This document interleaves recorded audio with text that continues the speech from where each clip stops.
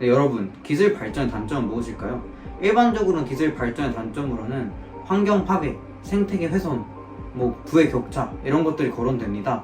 하지만 저는 이러한 문제점들에 비하면 기술 발전이 우리에게 가져다 주는 이득이 훨씬 더 크기 때문에 기술 발전을 굉장히 지지하는데요. 하지만 오늘은 좀 색다른 관점으로 기술 발전을 접근해 볼 것입니다. 바로 먼 미래 인간의 유전자적 관점입니다. 한번 가볼까요? 네, 현재 지구상에서 유전자와 자연 선택에 의한 진화론의 관계를 가장 잘 설명할 수 있는 사람이라고 한다면 단연 이기적 유전자의 저자 리처드 도킨스일 것입니다. 한 인터뷰에서 리처드 도킨스는 인류는 지금까지 생물학적 진화를 해왔으나 앞으로는 기술적 진화가 생물학적 진화를 앞서갈 것이라고 얘기했습니다. 실제로 이게 무슨 뜻이냐면 우리가 지난 몇 수만 년간 오스트랄로피테쿠스에서 호모 사피엔스까지 발전해온 것보다 지난 100년간 자동차와 비행기가 발명되며 여러가지 기술적 발전이 일어나면서 이루어낸 발전이 훨씬 더 크다는 말입니다. 그런데 혹시 이런 기술적인 진화로 인해 오히려 생물학적인 진화가 역행하고 있다는 의문이 든 적은 없을까요? 기술적 진화에 의한 생물학적 진화의 역설에 대해서 제가 던지는 의문을 한번 소개해 보도록 하겠습니다.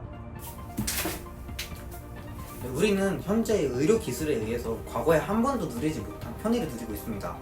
시력이 안 좋은 사람은 안경을 쓰거나 라식 수술을 받을 수도 있고, 또 유전병을 가진 사람도 치료를 받을 수 있죠, 어느 정도. 그리고 선천적으로 다리가 불편한 사람도 이제 기계의 도움을 받아가지고 걸어갈 수 있습니다.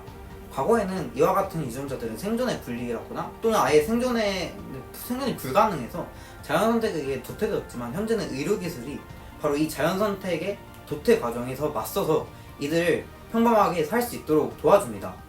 그런데 바로 여기서 문제가 발생합니다. 과거에는 이런 불리한 유전자들이, 결함이 있는 유전자들이 자연선택의 필터링에 의해 걸러져서 후대에 그 유전자들이 물려지지 않았었는데, 현재 이제 의료기술의 도움으로 그런 유전자 결함을 가진 사람들이 평범하게 문제없이 일상 속을 살아갈 수 있기 때문에 오히려 그런 유전자들이 더 확산을 할 수 있다는 것이 제 가설입니다. 네, 그러면 이제 이게 가설이지 실제이지 않냐 이런 식으로 말씀하실 수 있는데, 실제로 그러한 것들이 이미 자연에서 벌어지고 있습니다. 가장 대표적인 예로 바로 이 두 동물들을 볼 수 있는데요. 이 두 동물은 각각 심해에 사는 물고기와 동굴에 사는 벌레입니다. 이 두 동물에는 공통적인 특징이 있는데요. 바로 시력이 없다는 것입니다. 이들은 원래부터 시력이 없었을까요? 아니요. 이들에게는 시력의 흔적이 있습니다. 즉 과거에는 시력이 있었다는 것입니다. 그럼 왜 지금은 없냐? 바로 시력의 유전자가 더 이상 불필요해졌기 때문입니다. 동굴에 살면서 또는 심해에 살면서 시력을 쓸 일이 없다 보니까 시력의 결함을 가진 유전자가 생겨도 그 유전자가 자연선택에 의해 걸러지지 않는 것입니다. 그렇다 보니까 그것이 시대를 걸치면서 계속 반복되다 보면 결국 후대에는 시력이 안 좋은 유전자가 거의 대부분을 차지하게 되는 것입니다. 이뿐만이 아닙니다. 다음 예시는 세대를 거듭한 진화의 예시는 아니지만 굉장히 자연선택적인 알고리즘에 의한 예시라고 볼 수 있습니다. 바로 에이즈인데요. 에이즈가 처음에 나타났을 때는 걸리자마자 죽었기 때문에 그 에이즈가 별로 확산이 되지 않았습니다. 하지만 어느 순간부터 에이즈를 치료할 수 있는, 그러니까 에이즈를 가진 채로 살아갈 수 있는 약이 개발이 되었고, 그런 약으로 인해 에이즈를 가진 사람이 멀쩡하게 사회 속을 돌아다니게 됩니다. 근데 그게 나쁜 것은 아니죠. 좋은 것입니다. 하지만 이제 에이즈를 가진 사람이 금방 죽지 않기 때문에 그 에이즈를 가진 사람이 점점 에이즈를 확산시키게 됩니다. 네, 그렇게 해서 에이즈가 아프리카를 비롯한 가난한 나라들에서 굉장히 광범위하게 확산되고 있는 것입니다. 그럼 인류에게 일어날 수 있는 기술적 진화로 인한 생물학적 퇴화에는 어떤 게 있을까요?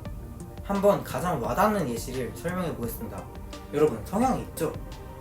지금 임시로 쌍꺼풀, 높은 코, 좁은 턱, 이 세 가지 유전적 요소가 사람들이 선호하는 외모라고 가정을 해보겠습니다. 가정입니다.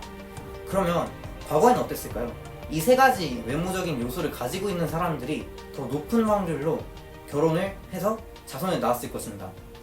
그럼 그 과정을 반복하다 보면 대부분의 인류는 그 세 가지 요소를 갖추는 형태로 진화를 할 것입니다. 이게 일반적인 자연 선택이죠. 네, 이 그림을 보시면 좌측으로 갈수록 더 과거의 인류, 즉 오스트랄로피테쿠스의 모습입니다. 그리고 우측으로 갈수록 더 현재의 인류, 즉 호모 사피엔스의 모습입니다. 그리고 이 과거에서 현재의 두개골의 모습으로 넘어갈 때마다 아마 외모의 선호가 있었을 것입니다.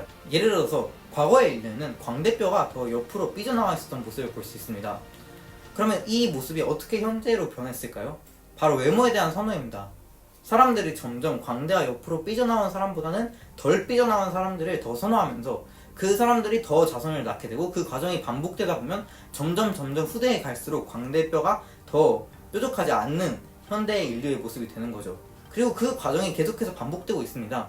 그래서 더 인류에게 유리한 유전자들이 계속 생존하는 거죠. 그러나 지금은 성형이라는 새로운 의료기술이 생겼죠. 앞서 말했던 세 가지 외모적인 요소, 그러니까 쌍꺼풀, 높은 코, 좁은 턱, 이 세 가지 외모적인 요소들이 사회에서 선호된다고 했을 때 이 세 가지 외모적인 요소를 가지고 있지 않은 사람도 성형을 통해서 그 요소를 획득할 수 있습니다. 하지만 어떤 일이 일어나냐면 바로 후천적으로 이 외모적인 형질을 획득한 사람들이 자손을 낳았을 때 그 자손은 원래의 형질을 가지게 되는 것입니다. 즉 그 후천적 형질이 유전되지 않는다는 것입니다. 그럼 그것이 아무리 반복이 돼도 과거 오스트랄로피테쿠스에서 호모사피엔스로 인류의 외모가 변한 것처럼 원래는 시대에 맞춰서 더 외모가 변해야 하는데 그런 변화가 일어나지 않을 것입니다. 그나마 그래도 외모는 상대적인 기준이라고 볼 수 있기 때문에 문제가 없을 수 있다고 합니다. 하지만 외모뿐만이 아니라 그런 것들이 굉장히 많이 있습니다. 단적인 예로 사랑니를 우리가 이제 후천적으로 뽑을 수 있잖아요. 그렇기 때문에 사랑니를 가지고 있는 사람도 아무런 문제 없이 살아갈 수 있습니다. 물론 좋은 겁니다. 하지만 결국 이러한 후천적인 보완 때문에 후대로 갈수록 원래는 그런 사랑니 같은 것들은 없어져야 하는데 없어지지 않고 계속 물려집니다. 유전자가. 사랑니 말고도 예를 들어서 시력, 충치 이런 것들이 선천적으로 안 좋은 사람들이 있다고 했을 때 그런 유전자들이 후천적인 의료기술을 통해서 보완되면서 계속해서 후대의 유전자를 물려줍니다. 이러한 과정들이 수백 번, 수천 번 반복되다 보면 결국 인류는 지금 가지고 있는 멀쩡한 눈, 코, 입, 그리고 머리, 어깨, 다리, 팔 이런 것들을 어쩌면 잃고 정말 태어나자마자 온갖 수술을 하며 온갖 보조 장치를 끼며 그리고 온갖 치료를 하면서 살아갈 수 있는 그런 몸이 되어버릴 수도 있습니다. 즉 기술 없이는 살아갈 수 없는 존재가 되어버리는 것입니다. 이것이 바로 제가 생각하는 기술 발전의 역설입니다. 그럼 만약에 그렇게 된 상황에서 만약에 어떠한 이유로 기술을 더 이상 인류가 사용할 수 없는 수준이 된다면 어떡할까요? 예를 들어서 뭐 운석이 충돌한다거나 아니면 갑자기 모든 에너지가 고갈된다거나 아니면 뭐 여러가지 재난이나 아니면 재난이 아니더라도 무언가로 인해서 인류가 기술을 못 쓰게 된다면 인류는 자연에서 스스로 살아갈 수 없게 되는 것입니다. 네, 여러분, 기술이 인류에게 가져다주고 있는 이득이 굉장히 무궁무진하다는 것은 명백한 사실입니다. 인류는 현재 과거에 한 번도 경험하지 못한 풍요로운 생활을 누리고 있습니다. 하지만 마치 항생제를 계속 먹다 보면 슈퍼박테리아가 생기듯이 더 이상은 기술적 진화로 제어를 할 수 없는 생물학적인 한계가 언젠가 분명히 다다를 것입니다. 우리는 그러한 상황이 되기 전에 기술적 발전에 대한 의의를, 윤리적인 의문을 한번 제시해야 된다고 생각합니다. 감사합니다.